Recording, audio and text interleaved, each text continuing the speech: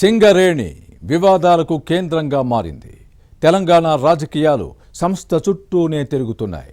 కంపెనీలు 1600 కోట్ల విలువైన 40 లక్షల టన్నుల బొగ్గు మాయమైందన్న ఆరోపణలపై ఇప్పుడు రగడ జరుగుతోంది. ప్రతిపక్షాలు కోల్ బెల్ట్ బాట పట్టడం దేనికి సంకేతం?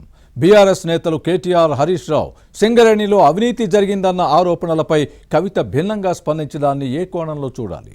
సంస్థలో ఓటాలున్న కేంద్ర రాష్ట్ర ప్రభుత్వాలు ఒకరిపై మరొకరు దుమ్మెత్తి పోసుకోవడంలోని ఆంతర్యమేంటి? అవినీతి ఆరోపణలను నిగ్గు తేల్చేదెవరు? బంగారు బాతు లాంటి సింగరేణిని భ్రష్టు పట్టించాలని రాజకీయ పార్టీలు కంకణం కట్టుకున్నాయా? Was the story?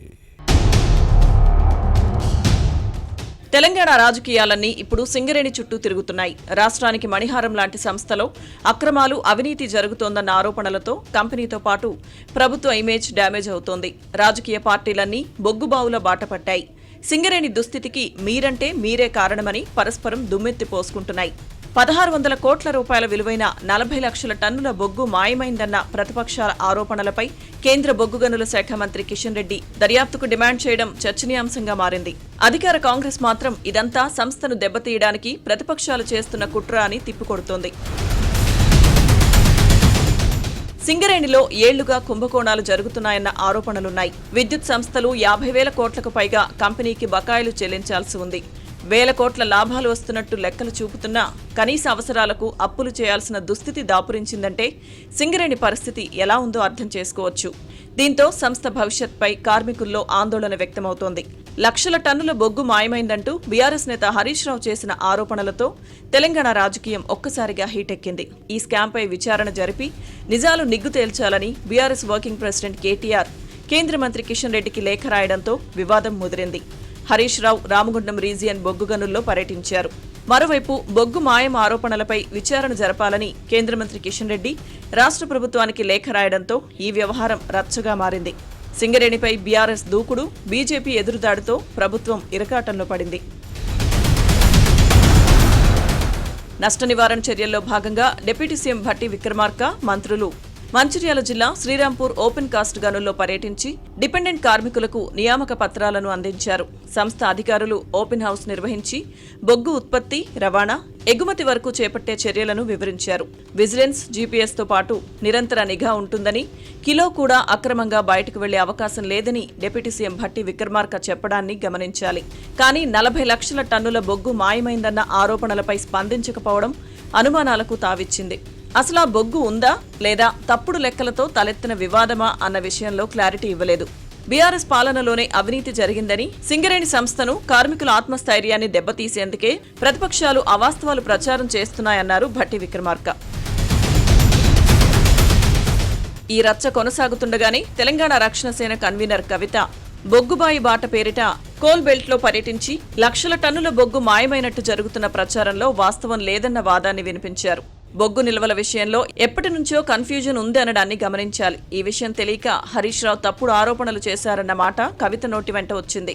కేంద్ర మంత్రి కిషన్ రెడ్డి బీఆర్ఎస్ మాజీ మినిస్టర్ హరీష్ రావు మాయలో పడ్డారన్నది టీఆర్ఎస్ మాటగా ఈ నేత వినిపించారు.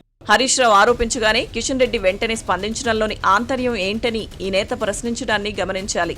సింగరేణి విషయంలో అందరూ చీకటి దోస్తులేనని కవిత విమర్శించడం రాజకీయంగా ప్రాధాన్యతను సంతరించుకుంది. హరీష్ రావు, కవిత మధ్య ఎప్పటి నుంచో ఉన్న విభేదాలతోనే సింగరేణిపై ఇలా స్పందించి ఉంటారనేవారు లేకపోలేదు.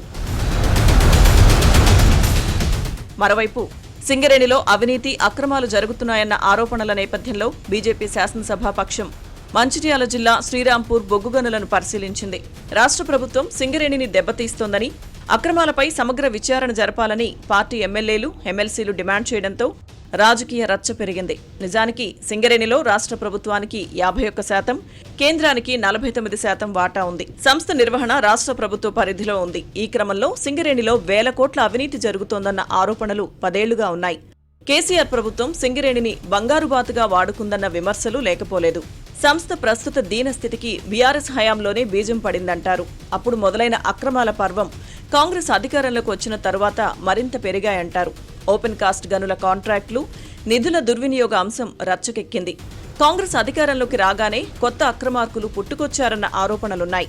అప్పుడు వారి వంతు, ఇప్పుడు తమ వంతు అన్న రీతిలో బీఆర్ఎస్, కాంగ్రెస్ సింగరేణిని దోచుకుంటున్నాయని కార్మిక సంఘాలు మండిపడుతున్నాయి. ఇంత జరుగుతున్నా కేంద్ర ప్రభుత్వం ఏ రోజు సీరియస్గా స్పందించకపోవడంపై విమర్శలకు తావిచ్చింది. బీజేపీ నేతల హడావుడే తప్ప అసలు సింగరేణిని కేంద్రం పట్టించుకోవడం లేదన్న అభిప్రాయాలు ఉన్నాయి. బీఆర్ఎస్, బీజేపీ, కాంగ్రెస్, టీఆర్ఎస్ సాగిస్తున్న పరస్పర ఆరోపణల నేపథ్యంలో నిజానిజాలు నిగ్గు తేల్చేది ఎవరన్నది ఇప్పుడు ఆసక్తికరంగా మారింది. బ్లేమ్ గేమ్ తప్ప ఈ వ్యవహారంపై విచారణ సాధ్యమేనా అనేవారు లేకపోలేదు. సింగరేణి బొగ్గు మాయం ఆరోపణలపై సీబీఐ విచారణ జరిపించాలన్న మాజీ మంత్రి హరీష్ రావు డిమాండ్పై కాంగ్రెస్ ప్రభుత్వం స్పందించే అవకాశం లేదని రాజకీయ వర్గాల్లో వినిపిస్తోంది. కీలక స్థానంలో ఉన్న కేంద్ర మంత్రి కిషన్ రెడ్డి ఎంక్వైరీ చేయాలని రాష్ట్ర ప్రభుత్వాన్ని కోరడంతోనే కేంద్రం విచారణకు సిద్ధంగా లేదనే విషయం అర్థమవుతోంది. 1600 కోట్ల రూపాయల విలువైన నల్ల బంగారం ఏమైపోయింది? నిజంగా అంత బొగ్గు నిల్వలున్నాయా, మాయమైపోయాయా అన్నది ఎవరికీ అంతుపట్టడం లేదు. క్లారిటీ ఇవ్వాల్సిన సింగరేణి అధికారులు మౌనంగా ఉన్నారు. దీంతోనే రాజకీయ రగడ రోజురోజుకు ఎక్కువవుతోంది. మరి ఈ మొత్తం వ్యవహారం ఏ కొలిక్కి వస్తుందో చూడాలి.